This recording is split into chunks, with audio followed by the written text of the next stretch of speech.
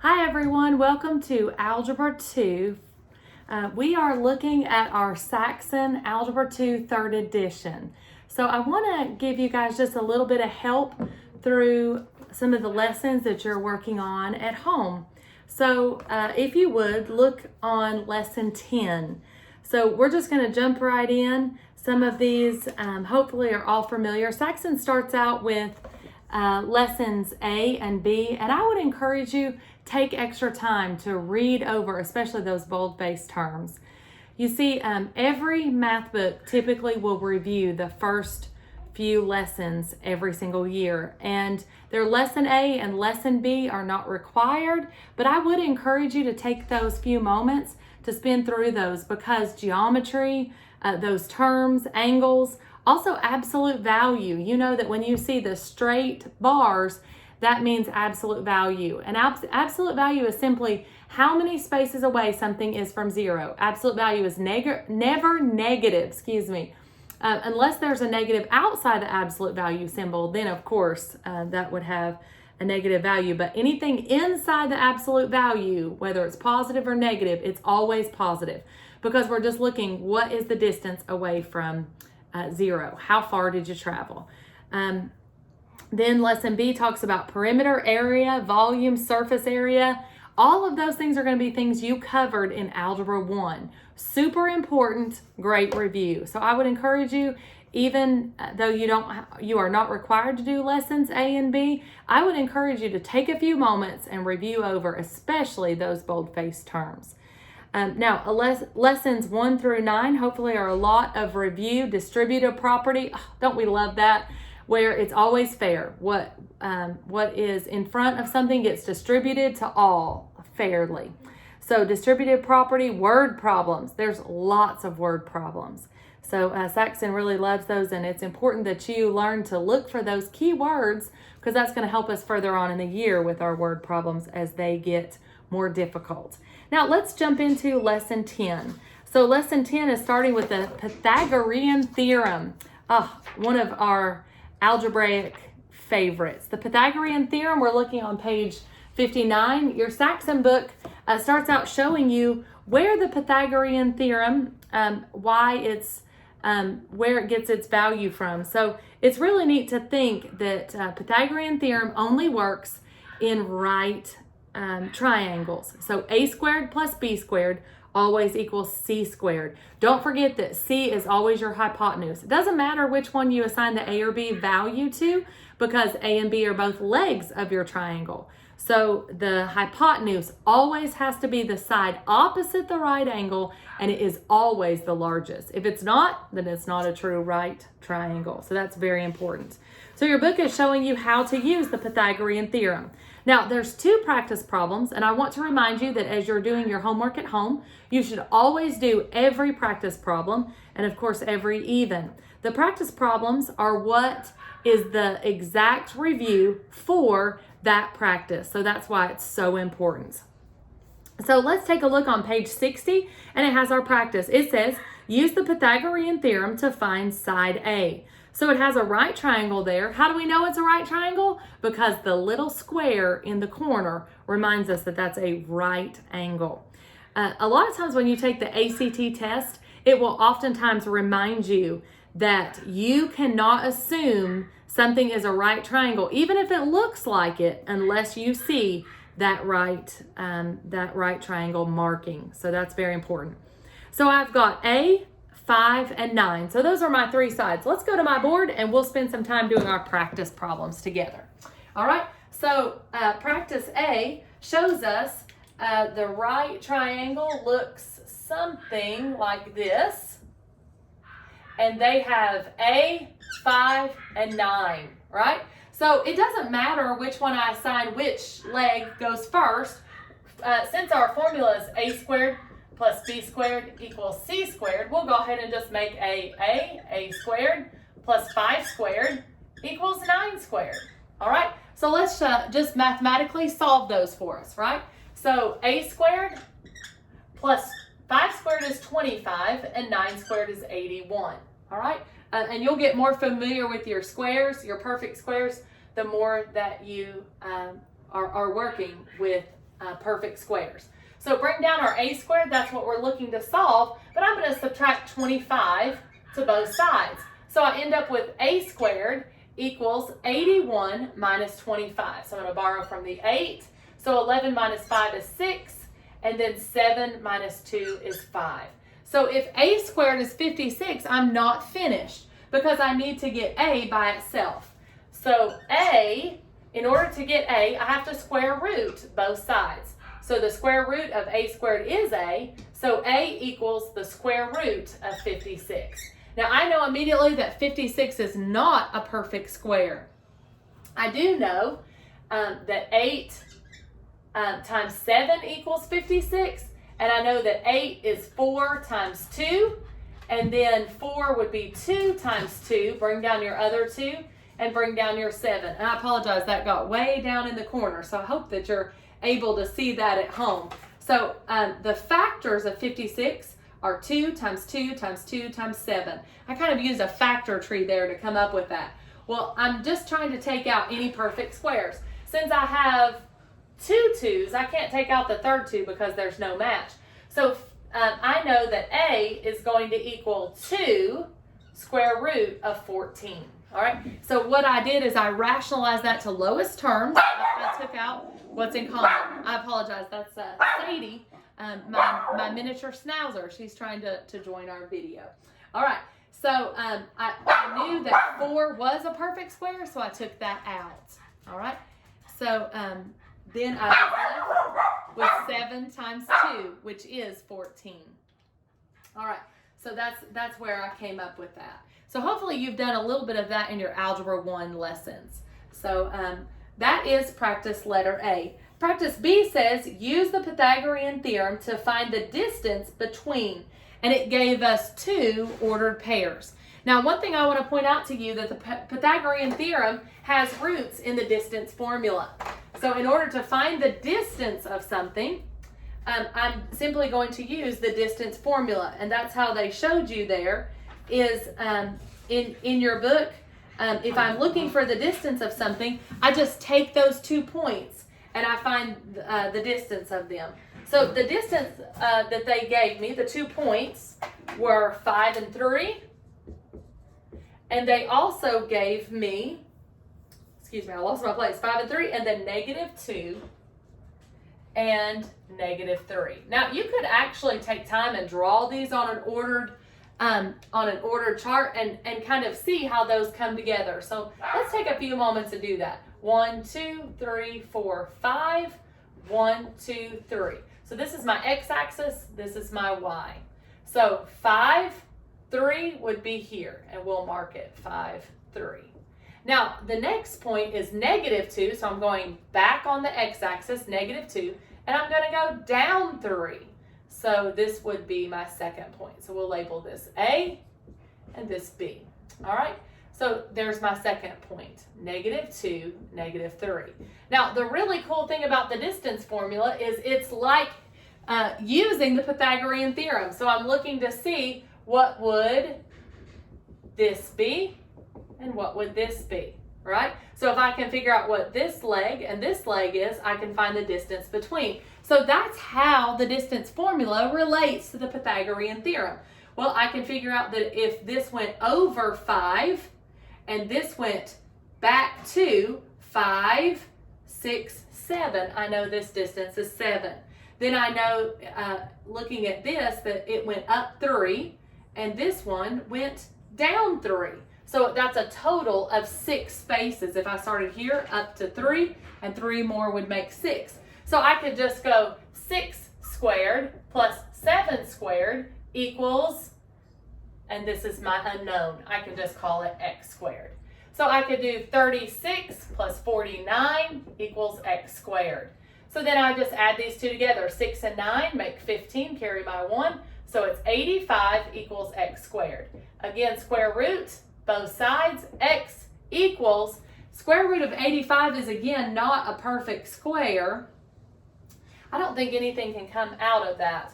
If I do 85 divided by 5, I get, let's see, that would be 35, 7. So it'd be 5 times 17, and that's prime. So there are no perfect squares in it, so I'm just going to say x is the square root of 85. I can't reduce it.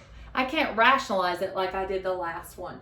So this is the way that I can look at it. Now there's actually a distance formula, and we learned that in Algebra 1, and it's simply the square root of x2 minus x1 in parentheses squared plus the difference of y2 minus y1 parentheses squared. You're adding them together and then square rooting it. And so that's where the a squared plus b squared equals c squared comes from. So very interesting, and I would encourage you, if you didn't do that in Saxon Algebra 1, take some moments to get online and just Google your distance formula. This is a neat way to see it and to visualize a squared plus b squared equals your hypotenuse, or in this case, our distance. All right, that's lesson number 10. Lesson number 11 in our Algebra 2 books is talking about the addition of fractions. And it's also talking about inscribed angles. Inscribed means inside, right? So fractions are something that can cause a lot of people to feel overwhelmed or even sometimes anxious. So I would encourage you, there are multiple ways to deal with fractions. When we understand that a fraction is just another way to write division, that makes it a lot easier to handle. Some things you can do is get rid of the fractions by multiplying everything through by the least common denominator, and that will make it so you don't have to work as much with fractions. Some of you might feel comfortable with converting your fractions to decimals, and that's certainly fine. Thankfully, calculators have made it a lot easier to navigate with that, but I really want you to have a good understanding of fractions. You know, when you're working with cooking a lot, my family, I have 4 kids, so a lot of times recipes, if I double it might be too much, so sometimes I'll do 1.5 times a recipe. Sometimes there are some things we really love, and I do 2.5 or sometimes even 4. So homemade biscuit recipe, I do that a lot. So it's important to know how to multiply those fractions just because of working with regular math all around us. All right, so your book is showing you, make sure you always have a common denominator when you are when you are adding and subtracting your fractions. So that's very important. It shows you about getting your least common denominator as well. All right, then it also talks to you on page 64 about inscribed angles. So you can see that if an angle goes through the center, then we also know that it's going to have the same segment on the outside of the circle. So if the central angle is 44, then the arc that it creates is also 44. Now this, we will cover a lot of geometry in Algebra 2. That's one great thing about Saxon is they introduce a lot of geometry. So we also have opportunity for a geometry class, but I would encourage you to take time to practice and understand some of these geometry concepts. Now, if it's not in the central angle, then what they're trying to show you is like here, this is 90 degrees and then it touches both sides. So we know that is a straight line. So they're showing you the difference between an inscribed angle, and then they're also showing you on page 65 that I have actually an inscribed angle that does not go through the center. The center, it is not a central angle, but because it's on the outside edge, because this is 40, then that means that the outside will then be 80. So that's why it's important to kind of know a little bit of geometry of how you're solving these things. So there's a lot of key terms that your Saxon will use, and what they do is they actually put those in bold. So I would encourage you, make sure that you take time to read through your examples, read through those bold-faced terms, because that's very important. All right. So one thing that they talk about is the endpoints of a diameter of a circle intercept an arc whose measure is 180 degrees. So you can see that there. All right. So this entire thing, because it does go through the central angle, this is 180, right? Then it says, this one here, also that center point goes through the central angle. So there's a lot of different examples that I would encourage you take time, page 64 and 65 to go through. All right, let's take a look at practice on page 65. So it tells you to add, and it has several different fractions.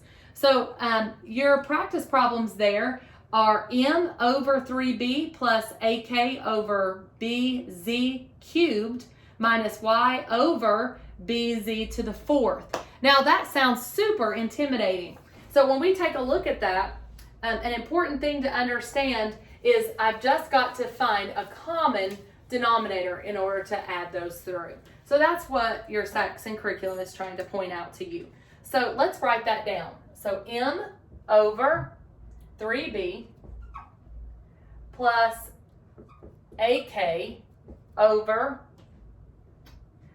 bz cubed. I put a slash line through my z's because I can easily confuse my z's and my 2's. Minus y over bz to the fourth. All right, so what am I looking for? I'm looking for my least common denominator. 3 is my only number, so I'm going to go ahead and write 3 as my denominator. Then I've got 1b, b, and b. So b is used only one time. Z is cubed, and then z to the fourth. So I've got to have z to the fourth to have a common denominator. So now I'm looking at the first one. What did I have to multiply 3b by to get it to this? Well, simply z to the fourth. So this one I'm going to have to multiply z to the fourth to get a common denominator. So that would make it mz to the fourth plus, again, same denominator, 3bz to the fourth. And then I've got to think, what is missing in this denominator that's down here? Well, the only thing missing is 3 and 1z because it has z cubed, but this one's z to the fourth. So now let's write what's missing. 3z times ak would be 3. My coefficient comes first, 3, and then alphabetical order, a, k, z. And then minus, again, same denominator, 3bz to the fourth over, let's see what's missing, bz to the fourth, bz to the fourth. All that I'm missing is 3. So this would make this 3y. Now, all my denominators are the same, so it's very easy for me to combine them. If all my denominators are the same, bring over your denominator. All right, now, none of these are like terms. What do I do with it? Just combine it all. So nothing is like terms, so I just have to write them separately. mz to the fourth plus 3akz minus 3y. Friends, that's your answer. It's not an easy answer. Nonetheless, it's the answer. So Saxon is just wanting to make sure you understand how to get a common denominator and then make sure your common denominator is there and then combine like terms. Now, I'm not going to take time to do practice B. You can do that at home. Now, it does ask you to find x and y. I know that because I've got 40 degrees there, the opposite, y, will have to be 80. So I'm looking at letter C, y equals 80 degrees. How do I know that? Because it touches the outside, therefore it's inscribed. So I know that y has to be the opposite, therefore it's 80. All right, if y is 80, then I need to figure out the rest, right? So I know that 4x plus 20 would have to make 100, wouldn't I? So how do I know that? Because it's a straight line through it. So I know that total, it would have to be 180 degrees. So if that's 180 minus 80, so 4x plus 20 equals 100, and then I could solve it. So I'm just going to solve for the unknown. I also know that 5x plus 80 would also have to make 180 as well. So it looks like it's 20. Is that correct? Yes. So that works out to be true for both. So either way you can solve those. Since we know what y is, that makes it a lot easier to solve. So we worked both of those out on lesson 11, our practice. Now let's move on to lesson 12. Lesson 12 talks about the equation of a line. Now you know in Algebra 1 we talked a lot about an equation of a line. Lines are very important. Y equals mx plus b is your standard slope-intercept formula. So that's extremely important. Now, your book talks to you about that, about slope-intercept, where you get the variable y by itself. The leading coefficient in front of your x, that coefficient, is your slope, and then your constant is your y-intercept. So that is super important. Now, your book on page 68 shows you what a positive slope looks like. A positive slope, you read from left to right, all slopes. So a positive slope from left to right would be rising. So it would look like this. A positive slope would be rising. A negative slope would be falling. Now, I've had students before say, well, if you stand at the bottom and look up, it's rising. But you read a slope from left to right just like you read a word. So whether it's positive or negative, whether it's rising or falling. All right? Now, a slope that neither rises nor falls is the slope of 0. Think of those like the roads in Florida, right? That's flat, so it's not going to have a positive or a negative slope. All right? Now, let's take a look at your practice. So we're looking at practice on page 69. So this is lesson 12, and we're looking at the practice on page 69. All right, it says, write the equations of line A and B. Now, we just did line A. It's actually a straight line.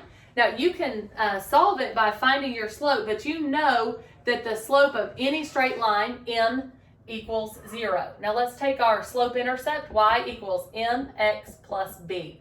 If the slope is 0, 0x is going to cancel out. So y equals 0x. And then what is our y-intercept? Where does it cross the y-axis? Do you see it in your book? It is -5. So the equation to my line, y equals -5. That means no matter what the x is, y equals -5. It is a horizontal line, and it does not have a slope because it's flat, right? Now, let's take a look at B. B, does it have is it a positive or a negative slope?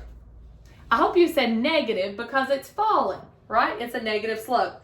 Now, what we can do is we can find two lines, or we can simply count out the slope. You did both in Algebra 1, so you can do whichever you feel more confident in. I'm going to find 2 points on this graph so that we can graph those. The first one I see is -2, 0.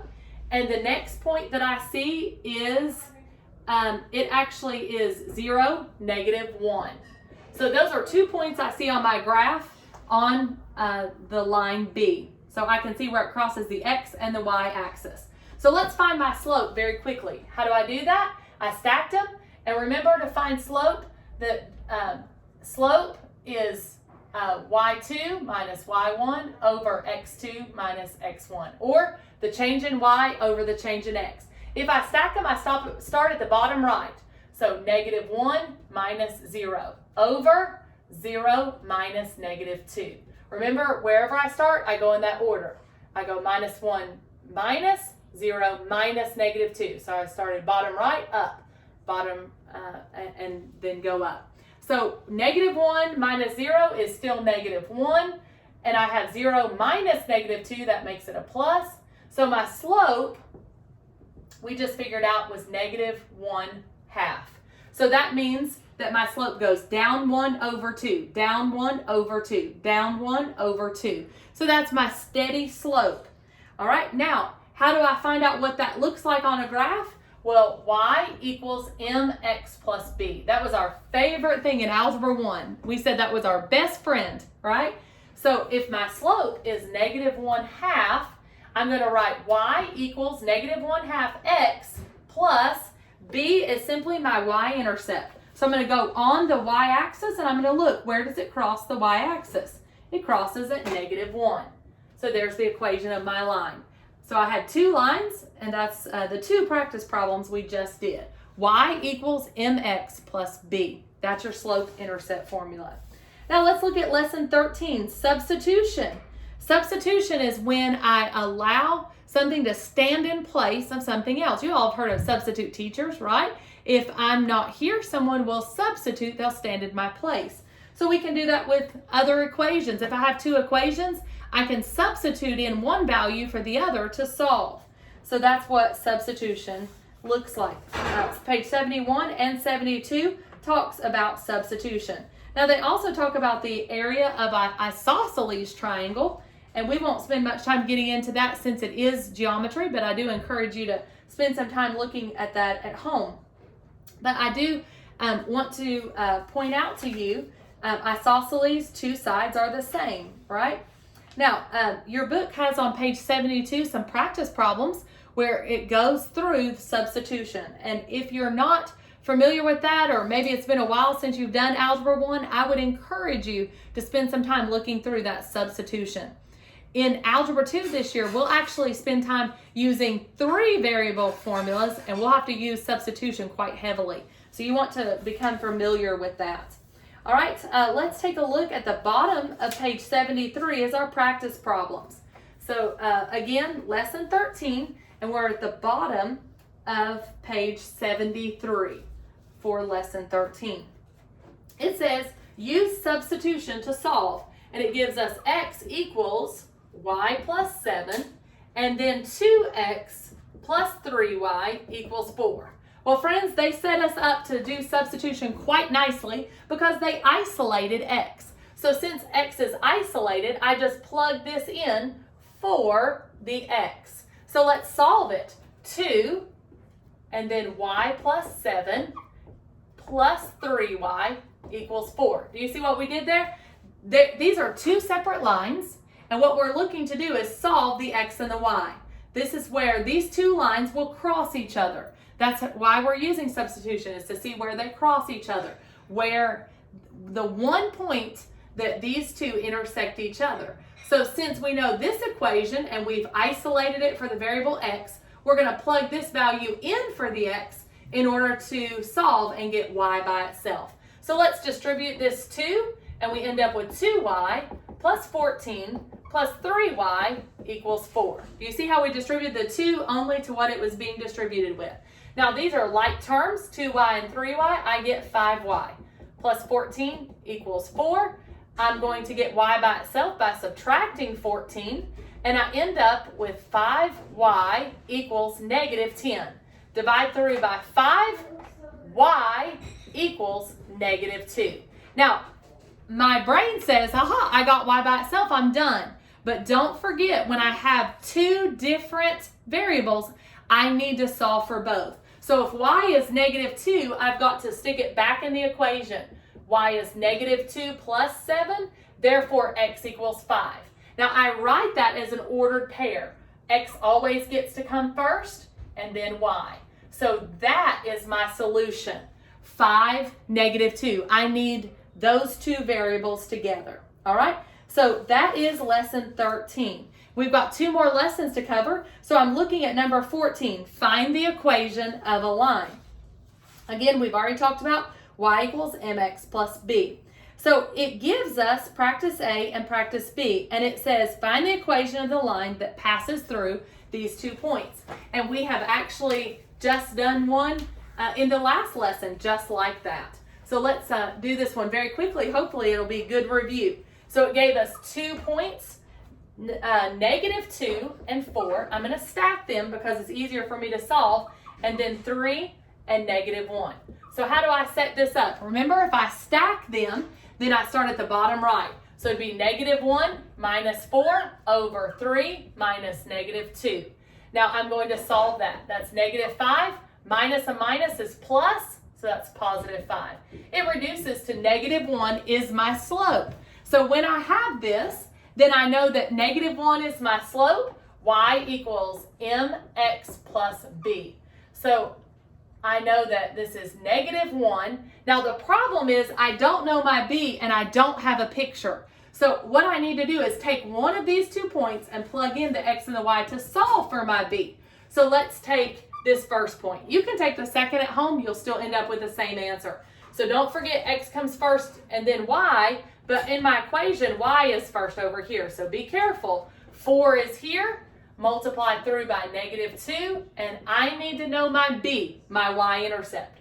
So 4 equals negative 1 times negative 2 is positive 2 plus b. Get b by itself and subtract that 2, and I end up with b equals 2. Now I know my slope, this is M, I solve for slope, and my B. So what's my equation? Y equals -1x. This was my slope. Remember, I stacked them and found the change in y over the change in x. And then I found my b. So b is +2.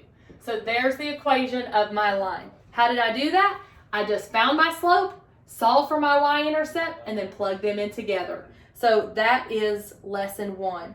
Now, practice A. Practice B, I'm not going to do with you guys. And the reason is because it actually gave you the slope and 1 point. So you'll actually get to start here on B and then solve down. You won't have to solve for that. Now we've got one more lesson left, and it's elimination. Now, some people really like substitution, but if you had me for Algebra 1, you know my favorite is elimination. I like to eliminate one variable and solve for the unknown. So they only gave us one practice problem, so let's finish out our lessons together by eliminating. So again, this is lesson 15.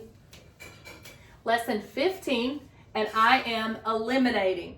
So I'm looking at 4x plus 3y equals 17, and then -3x plus 4y equals 6.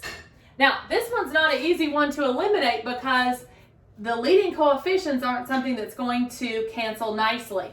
But because the x, this one's positive and this one's negative, if I multiply this top by 3 and the bottom by 4, then they'll cancel out at 12. So that's my goal, is to eliminate one of the variables, x or y.